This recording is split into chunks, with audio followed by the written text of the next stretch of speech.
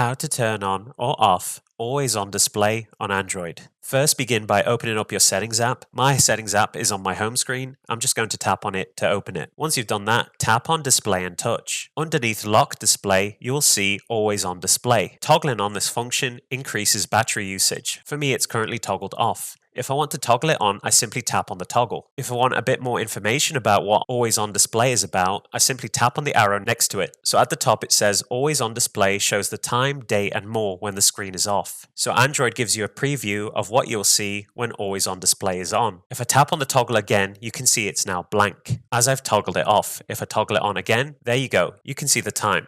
So basically, Always On Display gives you information such as the time and date without you having to wake up or unlock your Android device. And that pretty much concludes this video on how to turn on or off Always On Display on Android.